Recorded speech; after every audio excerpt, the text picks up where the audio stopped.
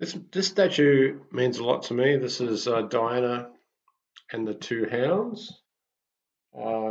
Statue of Diana and the hounds, erected by William Leslie Bowles. It's in the conservatory in the Fitzroy Gardens in the east of Melbourne area. And I've walked through the area. I was quite mesmerised by the detail, and I see this figure come up all too often. A similar figure is of Diana with the arrow of the bow, and this is in the Great Archibald Fountain, which was apparently designed by someone who's also French. I'm not too sure if that's correct history. There's some mysterious fountain was amazingly designed a long time ago. There's Diana in a different context. I think there's hounds there as well as in the background. You can hardly see them. So this is an amazing theme that keeps turning up, and I wanted people to think about what is the meaning and symbology that keeps cropping up, and why is it that they choose this symbology, and what the people that put this here, why are they so determined to put this in? Just to go in a completely opposite direction, the Capitoline wolf is, which in Rome is the famous Romulus and Remus feeding of the she-wolf. It's an amazing story. Someone called Sean Ross, who does a lot of interesting videos. I don't agree with everything he does, but he's a very interesting character.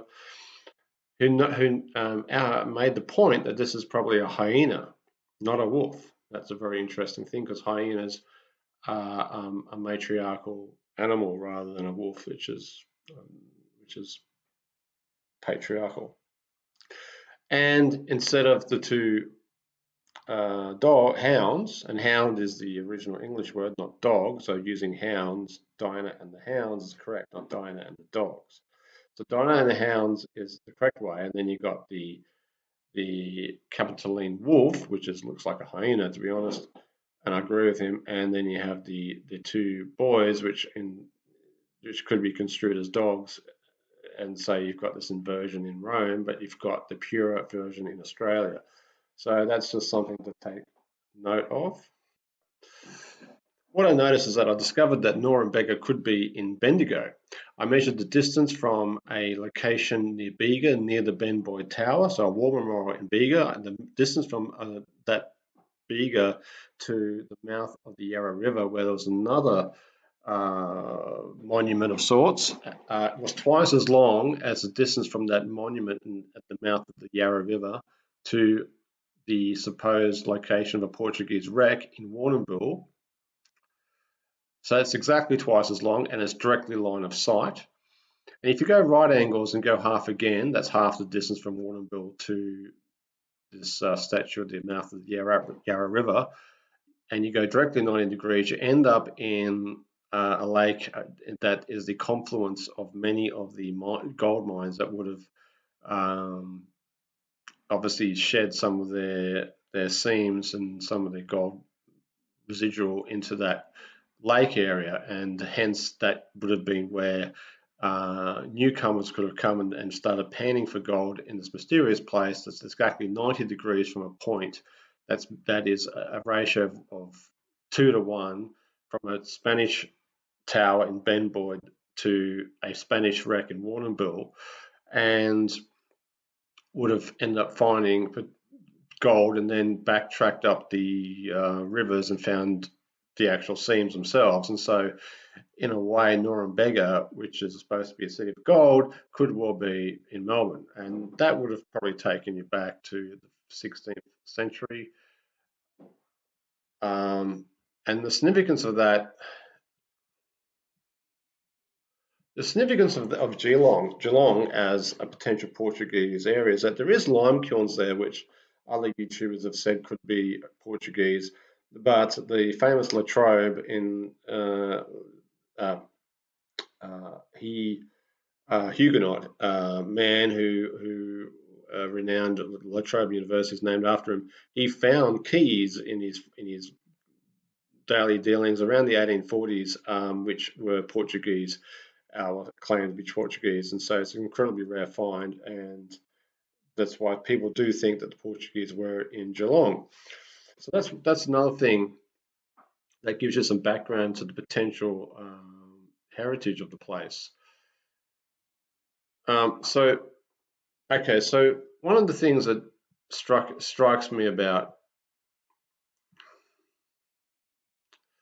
this whole connection with Melbourne. Melbourne to me makes very little sense. I've always been struggling with. I've always been struggling with Melbourne. Was Melbourne completely reset, or was it, or was it not? And was it just maybe a few Portuguese leftovers, or maybe a few French whalers and a few bits and pieces, or was it an actual township that was invaded by the British and then leveled and then rebuilt and sold out in 1835 to 1839 as a new city? I can't work out, and I've got so many conundrums, and I just want to show you all the various things and then tell you that I'm still confused over the Port Phillip district. So I want to go through some photos. Here's one of many photos. Of it in probably in 1864, that you'll see that there's different flags. There's a flag on the left, which could be Bengali or could be Irish, it could be anything, and a British flag, and another flag in the background. So there's no Australian flag, obviously, at this time.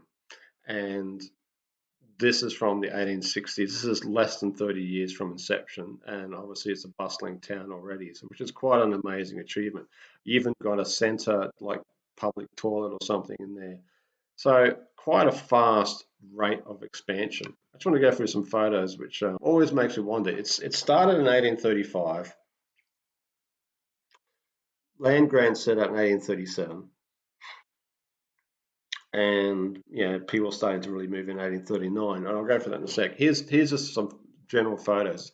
1869. Don't know what date this is. This is a courthouse in old Supreme Court. Here's a very old photo. I think this is from the 1850s or 1860s. Note the flag on the left. I don't know which street I forgot. Sorry, I didn't archive it. This is Melbourne, 1855. So that's less than 20 years from inception. So that's quite a lot of development already. That's two-story buildings. That's highly impressive. On the other hand, this is 1842, and look at that. This is just Brunswick Street. It's just the backwater of nowhere. This is from 1854 to 1855, apparently. And this is one of the earliest photographs. You can see the background is just all paddocks, but they've somehow out of nowhere got a high street. There might even be a substantial bridge out in the top left-hand side. So very strange. This is around the 1840s. This is Dight's Flour Mill there. So that's quite impressive. That could be the architecture there. That could be pre-British. That might be a legitimate pre-British one. It's hard to say. The exhibition centre in the 1860s, I think it is. I found this particularly amazing. This is in the 1860s. Look how old things look already. I know things were dusty back then, but that's a lot of development. It's another image of 1861. Wellington Parade from Spring Street, Melbourne, 1861. This is the courthouse, St Kilda, 1859. St Kilda. So we're already in St Kilda. It's already 1859, and the expansion has been mind-blowingly fast. Look at that. This is the Port Phillip Club Hotel from the 1840s or around 1840. That's only a few years afterwards. So wow, that's pretty fast.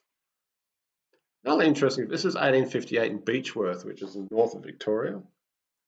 So you can see that this is 20-something years after Melbourne, and Beechworth is way north of Melbourne. Like, it's a long trip, and yet you've got this established old, house with worn out this and worn out that.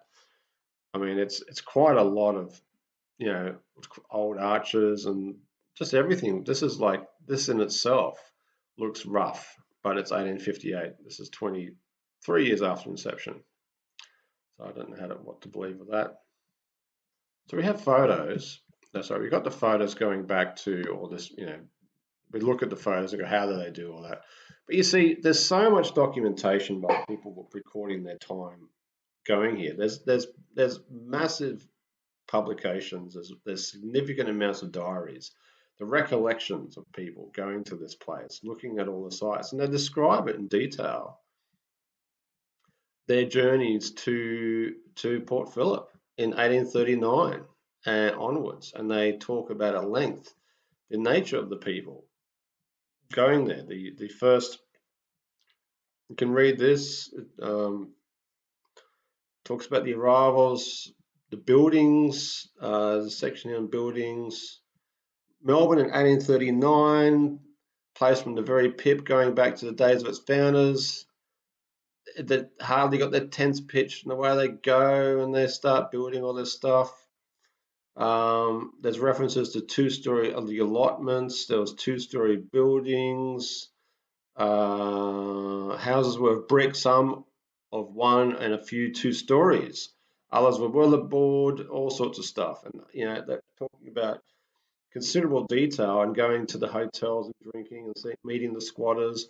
That's just one publication. There's multiple. I succeeded once as a person's recollection of seeing all sorts of people in the Mornington Peninsula, including people acquainting themselves with the Aboriginal women and the wealthy young men coming to find their fortune. And it's quite a detailed account going all the way back to the 1830s. There's many publications that go on about this narrative. And so you'd think that, these are just individuals. And so there's enough actual written material to state that potentially that it's true. The Melbourne and the general colonies were started around 1830s. That's what so much of the work said. I actually contacted the Royal Society. And asked them, and they were very helpful, to give me information about the original names for Melbourne. And it was interesting because the words, and I'll go into this now, and this is what perplexes me quite a lot, is that the original names, there's several names for Melbourne originally around the 1830s. One was Bear Brass, one was Gala. Gala is still a place name today. One was Bear Port or Bear Herp. I want to go into a bit of detail about the issues with these names. But before I do that, I have been to the State Library in Melbourne. I have looked at John Batman's writings as best as I can tell. It's ambiguous that he started all this in 1835. If I was just to read over a few items here, in May 1835, he began his examination of Port Phillip County with the view to discover good pasturage. But even then, he goes there as if he's a foreigner. He goes there looking around the place and notes there's only 177 people settled there. And they're just living in rough tent shacks and that kind of thing. They refer to the place, Stewart said the place was called Bear Brass. Right? This is particularly, why would he call that Bear Brass? Bear Brass, which was a corruption, they couldn't work out what Bear Brass, they called it Batmania, had all these different names. I think Bear Brass is a big clue to perhaps who was there before. But once again, we have this very significant record that's in the government records that says that he went there was 177 people and they called it Bear Brass or Gala. Okay, so the issue, so what do these names actually mean? And were there only 177 people there? It could well be. So then, therefore, we have to figure out the timeline. Okay, so was it called Bear Brass? What was it called Bear Herp? Because there's other names. There's Bear Brass, there's Bear Herp, and there's Bear Port, and there's Gala. There's a few other names, but they're the main ones. Bear Brass, Bear Herp, Bear Port, Gala. And I think that that could tell me that the type of people that were here already. Now, Bear Herp. Herp is a very unusual word, and I've been looking extensively in the Creole languages, the English Creole languages, and I cannot find herp anywhere. The only reference is that it relates to amphibian in the original etymology, but I can't get anything. So the only closest thing I've got is harp, which I'll go through in a minute, and herp, which is the family name for the Dariata or Dariata kingdom, which goes back and finishes up in the 12th century. I think it starts in the 6th century. And that's, of course, in this neck of the woods. That's, of course, in this neck of the woods in that part of Scotland. It's a Gaelic kingdom, and this whole Gaelic thing, and then you have to think about what is Gaelic. What is Gaelic? What is Gaelic? Okay, people think Gaelic is Celtic. I don't know. I mean, the history is so distorted. I mean, in old maps, France is Gallia, but but the French generally refer to as Wales as using the word Gales or Galet as well. And the name for New South Wales in French is Nouvelle uh, Sud de Gales or something. I don't know the French for it, but this Galet is often Gaelic, but the context changes. So France was called in some maps Gallia all the way up to the 17th century AD, but the French generally referred to as Gaelic as the Welsh, and this gets us into the confusion around kingdoms and that sort of thing in the Middle Ages, and that would require some analysis. So I wanted to bear that in mind as we think through this whole problem of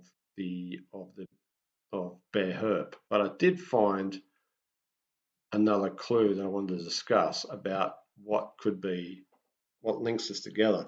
The word herp, Bear Herp, which is the name of, as I Port Phillip. Let's think about this. So herp could be harp, and that could be the simplest way to say it. And going back to this site here, the Gaelic word port nowadays means a tune. Well, that's strange.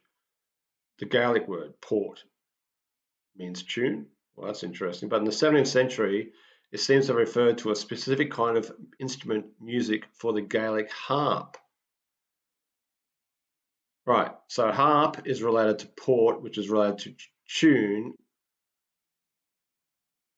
And a harp could be related to harbour. So we're getting this unusual language where we know in some of the old English and some of the old Brythonic languages that the port people have always spoken this double language and rhyming slang and that sort of thing. And so they might have created a herp and a harp and a port and a brass and they had their lingo embedded.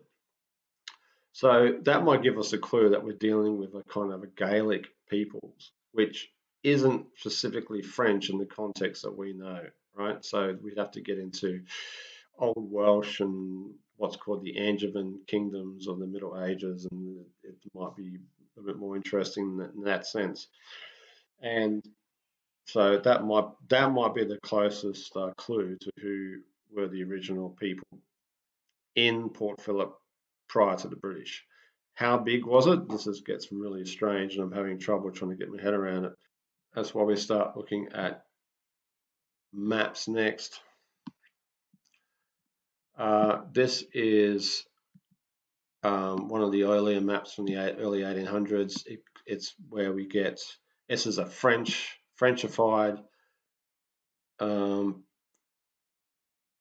Napoleon-esque map where it has Gulf of Josephine, Gulf of Bonaparte. You know, and it's everything seems to be named. They seem to have known everything. Port Phillip crops up here, Western Port, where the British were. It all seems to be known before 1835. Let's go through some more maps. This map is probably the most interesting. This seems to be from around 1802 or something like that. I think the guy was David Collins. and he did his own journal of everything else, and who knows. He did it and like from 1798 to his diary of the first settlements. Look at the names that are here. You've got the usual Dutch names. That's you got Van Diemen's Land, but if you look closely, you've got it's. I couldn't find a map better than this. This is not really good, but it's got something like Good King Bay or something here. So it's not even Port Phillip. Port something Bay there. I mean, I don't quite even I can't even read it. This is interesting because I don't recognise some of the names. Some of them, I mean, some of them I do, but yeah, undiscovered coast. Right, well, that's interesting. Van Diemen's Land. You've got Hobart. I can't even make this out. Portland Bay. Oh, anyway, if someone could take a look at this map, it's the David Collins map from his diaries. Probably one of the more interesting ones. There's multiple maps that talk about probably this is probably the most interesting of them all. One of the most. This is about 1817. You have Port Lincoln. Now we know that Adelaide was discovered around the 1829, 1830, but Port Lincoln's already a port in 1817. Port Phillip's already a port. Western Port's a port. So obviously these are active ports before 1835. That's obvious. It can't be something else. These are called ports because they're ports. They're not going to be a port. They are a port. And if this is in 1817, they're ports. They are now there. It is 1817. It is a port there and then straight away. There's no question about it.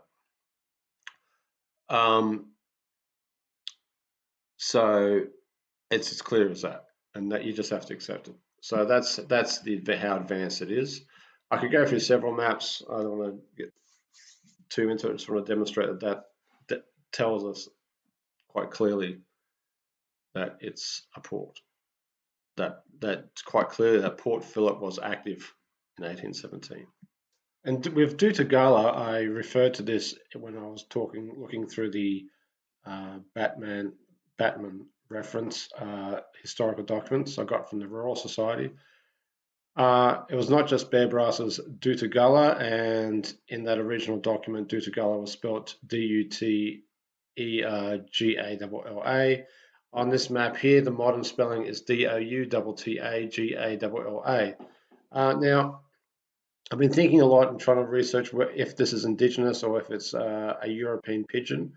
We don't have all the languages from the late Middle Ages and the early modern period as well as we would like.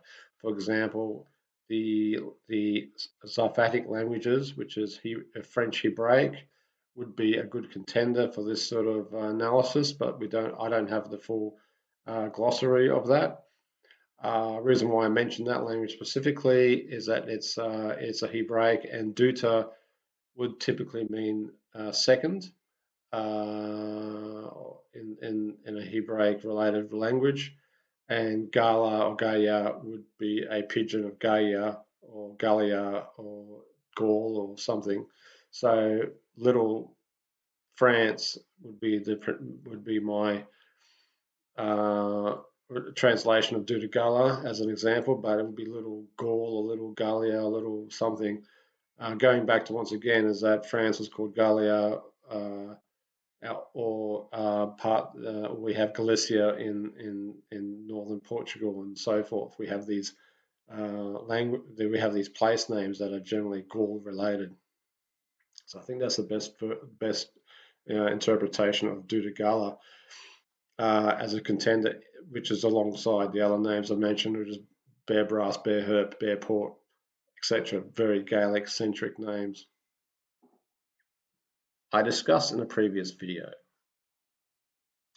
how I had evidence that Melbourne was settled before 1835, documented by the British themselves. Hume did an expedition from somewhere in New South Wales, Goulburn or somewhere, and all the way down to Port Phillip overland. And as he's approaching like somewhere between Geelong and Port Phillip, he comes across Indigenous people. And this is his writing. While with us, they pointed in the direction south by west, intimating by signs that white men and ships were there and engaged in storing timber, representing this by seesaw movements. They described the sailors and vessels under sail and made use of some English expressions. This left no doubt on our minds of the presence of white men then or recently in the directions pointed to. Okay, and so on the 18th of December, we started homewards.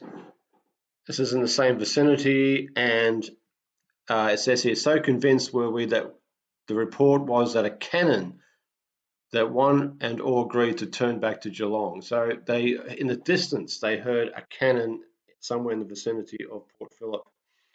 Now, why would you have a cannon fire if you had no settlement? What was the cannon fire about? What was these buildings? What's all this stuff going on in Port Phillip? There was a settlement apparently in 1803, 1804 that failed and went further south to Tasmania, which would have been more difficult to deal with. Yet, and apparently it was just Indigenous people all the way to 1835 when Batman turned up.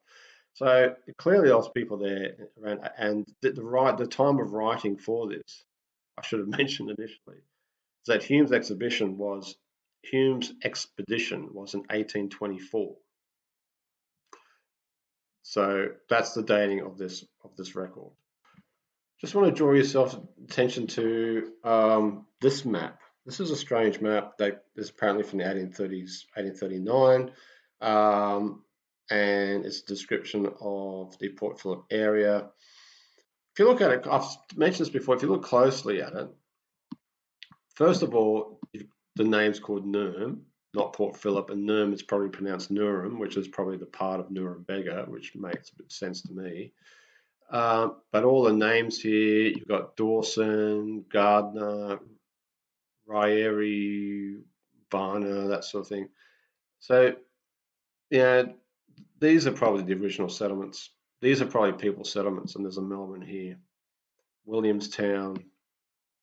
I think that this map is showing you what's already here, what was already there. These are the original settlements. And the fact that they've called it Nurm, which is probably pronounced Nurum, would probably make sense. Sort of mention that again. It's a good find, this one. But do we have any? I mean, what I want to do is I want to find the smoking gun. I mean, Pentridge Prison is another thing. It's built in obviously a medieval style, which is unusual. I mean, look, there's a lot of buildings were built like this in the 1800s. For whatever reason. I mean, they just did it.